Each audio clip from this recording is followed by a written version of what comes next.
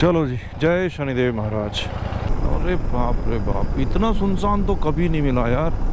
महाराज जी की कथा हो रही है जी यहाँ कहीं आसपास। श्री देवकी नंदन ठाकुर जी महाराज। हमारा जन्म ब्रज में होता है, उसी दिन हमारा संबंध भगवान से जुड़ जाता अपने आप।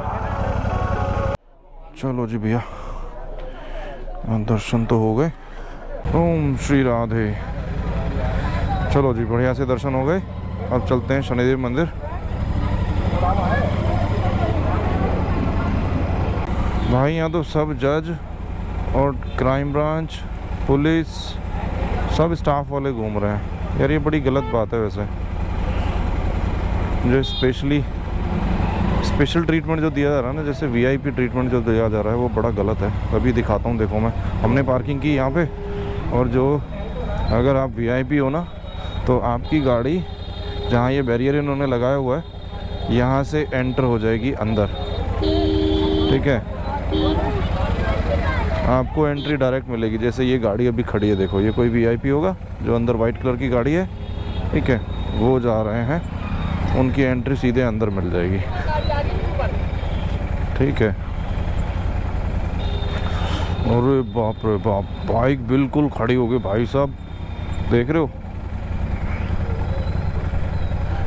कितनी चढ़ाई है भाई।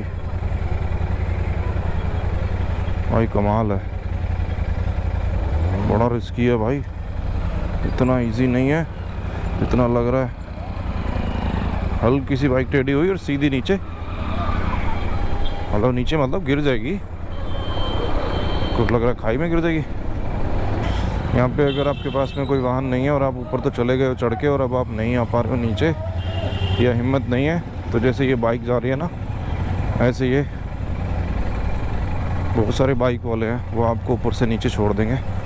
और नीचे से अगर कोई ऊपर जाना चाहता है तो ये फिर नीचे से ऊपर भी जाते हैं। देखो ये जो बाइक वाले जा रहे हैं ना, ये सब वही हैं, तीनों चारों बाइक हैं, लोगों को लेके जाते हैं, लेके आते हैं। और जहाँ पे हमने पार्क की थी, वहाँ से और राधा रानी मंदिर तक अगर कोई चलने में समर्थ नहीं है, बुज़ुर्ग है या कोई प्रॉब्लम है चलने में, तो उनके लिए पालकी भी लगी हुई है और व्हील चेयर की भी सुविधा है वहाँ पर। ये सब देखो, ये टैक्सियाँ चल रही हैं यहाँ पे, स्कूटियों को इन्होंने टैक्सी बना दिया है यहाँ। चलो जी, अब चलते हैं। यहाँ रास्ते में हमने इस पे भोजन किया, लाडली जी भोजनालय शुद्ध शाकाहारी पे। अब चलते हैं शनिदेव मंदिर। चलो जी, श्री राधे। चलो जी, जय शनिदेव महाराज। जय शनिदेव महाराज की जय हो प्रभु। पहले सिंगल रोड हुआ करता था, अब ये डबल हो गया। मैं पहले आया हूँ लगभग 2.5 से 3 साल पहले, तो तब ये सिंगल रोड हुआ करता था। तब इस पे काम चल रहा था बीच बीच में कहीं कहीं पे, लेकिन अब ये, उस टाइम तो भीड़ बहुत मिलती थी यार। आज क्या कारण है, या तो दोपहरी में आए हम, इस टाइम पे तो कभी आए नहीं, हम सुबह सुबह आते थे, तो सुबह सुबह इस पे भीड़ मिलती थी। अरे बाप रे बाप, इतना सुनसान तो कभी नहीं मिला यार। आज तो कुछ अलग ही बात है, दोपहरी में कोई है ही नहीं। चलो दर्शन भी जल्दी हो जाएंगे फिर तो।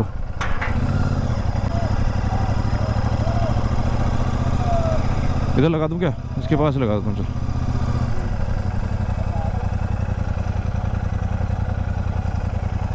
चलो जी, जय शनिदेव महाराज। चलो जी, श्री राधे।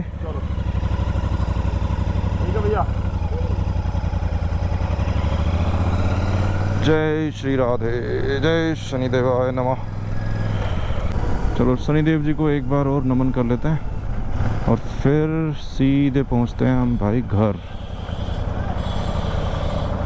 तो भाई अब हो रहे हैं 4:40 और लगभग 4:20 के आसपास में हम निकले शनि मंदिर से। और अब हमने जो प्लान किया है, क्योंकि कल हम जब आए थे यमुना एक्सप्रेस वे से, तो कल भी हम दोपहर में ही आए थे। इतनी भयंकर गर्मी लगी कि अब बस मन भर गया यमुना एक्सप्रेस वे से, क्योंकि वहाँ पूरे रास्ते पे कोई ना तो पेड़ है, ना कोई दुकान है, ना पानी, कुछ भी नहीं मिला। इतने परेशान हो गए कि रुकें तो भी परेशानी और चलते रहें तो भी परेशानी। तो अब हमने डिसाइड किया है कि अब हम यहाँ शनि मंदिर से कोकिला वन से हम जा रहे हैं नौ झील के लिए, और नौ झील से हमें जाना है जेवर, और जेवर से जहांगीरपुर, जहांगीरपुर से एक फिर हमें ककोड़ जाना है, और ककोड़ से फिर बुलंदशहर, और बुलंदशहर से फिर हापुड़। तो हम जितना भी ये लोकल रूट है ना हम वो फॉलो करेंगे, लेकिन इसके बीच में फिर भी हमें लगभग यमुना एक्सप्रेसवे पे हमें जाना पड़ेगा ये नौ झील के बाद में, और जेवर तक, नौ झील से जेवर तक हमें यमुना एक्सप्रेसवे लेना पड़ेगा, और कोई ऑप्शन नहीं है।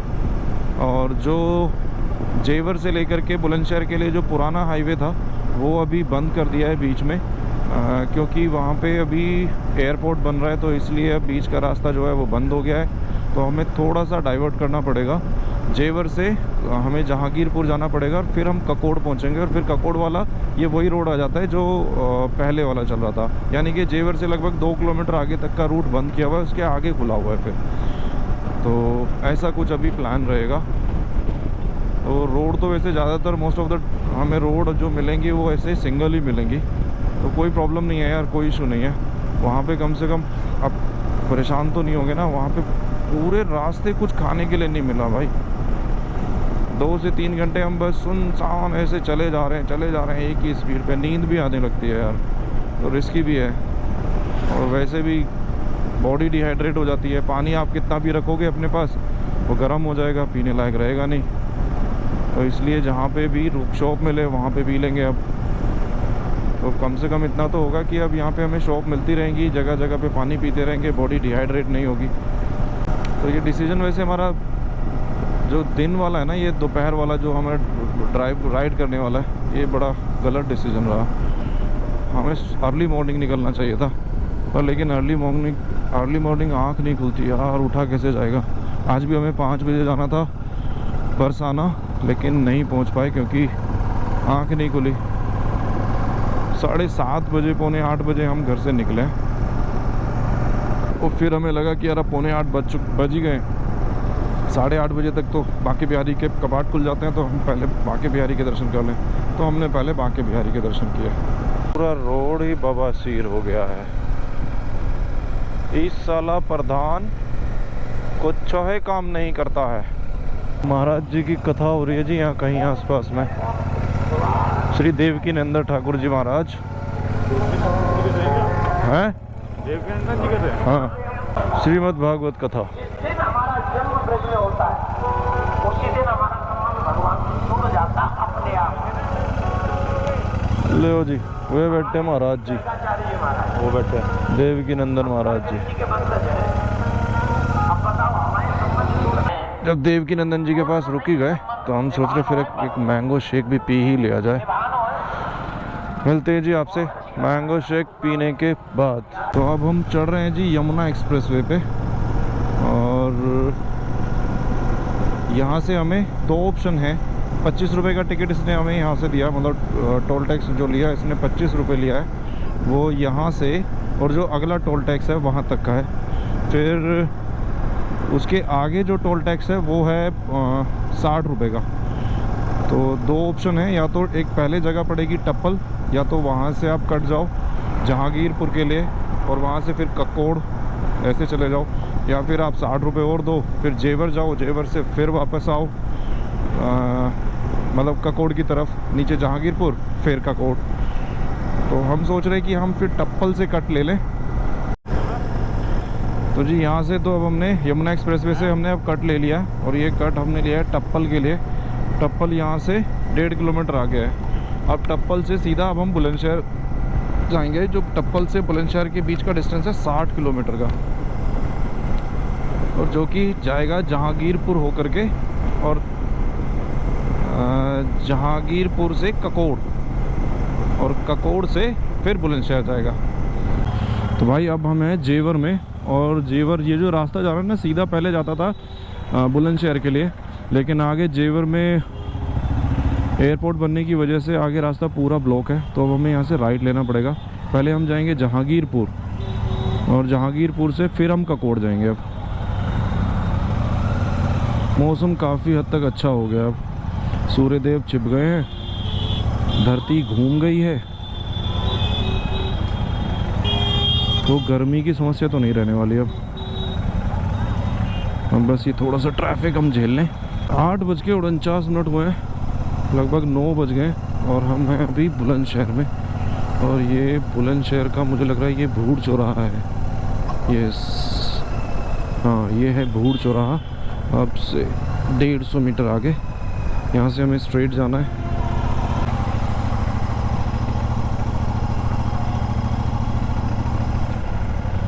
एक तो बाइक स्लो चली और दूसरा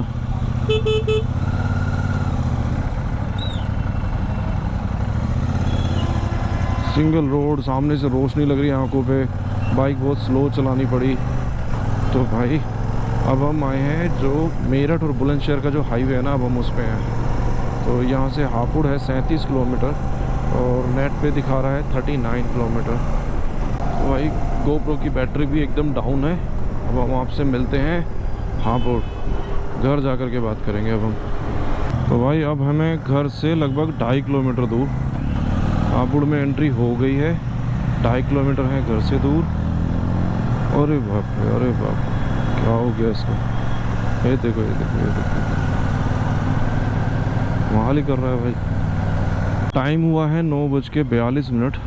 तो सफ़र काफ़ी अच्छा रहा, मज़ेदार रहा।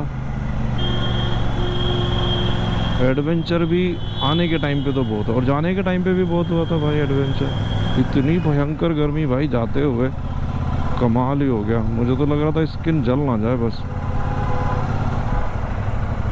चलिए तो जी, अब आपसे मिलते हैं हम अगली ट्रिप पर। अब जल्दी से कोई ना कोई ट्रिप बनाएंगे फिर से और फिर आपसे मुलाकात होगी दोबारा।